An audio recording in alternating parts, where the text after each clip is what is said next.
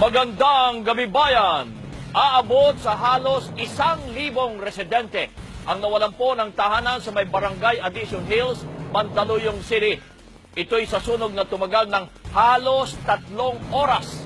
Alamin natin live mula sa Mandaluyong City. Nagpapatrol si Jay Ruiz. So Jay, kontrolado na yung sunog at nasaan ngayon ang mga nasunugan? Kabayan, sa ngayon, kontrolado na ng mga bomberong sunog, pero dahil nagsasagawa pa ng mga mapping operations, dahil may mga bahay pa rin na may mga baga pa. Pero kanina, kabayan, sa lawak ng sunog, umabot ito sa general alarm o yung pinakamataas na alarma para sa mga bombero. Alas 3 ng hapon nagsimula ang sunog dito sa Block 32 ng Barangay Addition Hills. Dahil gawa lamang sa light material sa mga bahay dito, mabilis kumalat ang apoy sa katabing Block 22 at Block 24. Ang mga residente naman kanya-kanyang likas para iligtas sa mga sarili, mga mahal sa buhay at pati na rin ang ilan nilang kagamitan. Sa laki at bilis ng pagkalat ng apoy, nahirapan ang mga bumbero. Kaya naman nagbayanihan na ang mga residente at tumulong na rin sa pag-apula ng apoy. Isang helicopter din ang nagpabalik-balik para mag-water drop upang makatulong sa pagpatay ng apoy. Ang ilang residente na iyak na lang habang nakatingin sa kanilang mga bahay na nasusunog. Tulad ng pamilya ni Gary Santo Domingo na nalimas ang itinundar ng buong buhay.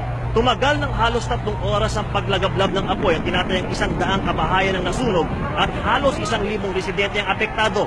Ayon kay Senior Superintendent Samuel Tadeo, District Fire Marshal ng DFP, may 2 bahagyang nasugatan pero mabuti naman at wala pang naitatalang nasawi. Inaalam pa nilang dahilan ng sunog pero ito na ang pangalawang pagkakataon na may nangyaring sunog dito sa barangay ngayong buwan.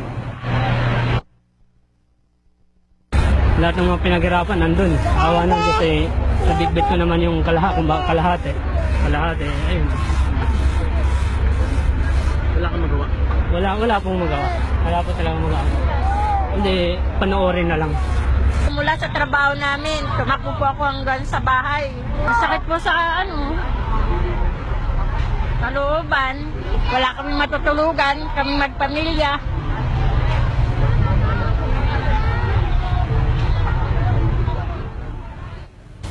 Sa ngayon, kabayan, nasa isang gym itong mga nawalan ng tirahan at umaasa sila ng tulong mula sa local government. Ayon naman sa mga ating nakausap na barangay tanod, ay darating itong tulong mula sa pamahalang lungsod ng Mandaluyong. Yung iba naman na nawalan ng tahanan, kabayan, ay nasa gilid lamang ng kalsada dahil binabantayan nila yung mga nailikas nilang mga kagamitan. Kabayan? Jay, nakita ko sa video mo, napakaraming bumbero. Hindi ba sila nahirapang pumasok sa loob para patayin ang sunog? Kabayan, yun yung sinasabing isa sa mga dahilan ng mabilis na pagkalat ng apoy ay medyo masikip kasi yung mga daanan sa loob nitong Barangay Addition Hills at kaya kung nawawala na ng tubig yung mga bumbero ay hindi na sila makaalis doon.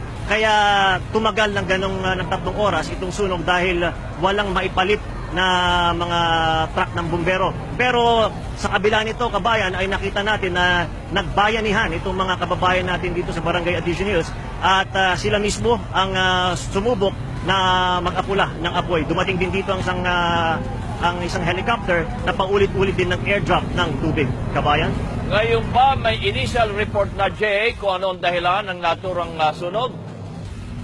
Sa huling pag-uusap natin dito sa Bureau of Fire Protection na kabayan ay wala pang initial na dahilan kung bakit nangyari itong sunog. Pero doong nakaraan, yung pinag-cover natin ay sinasabi na electrical faulty wiring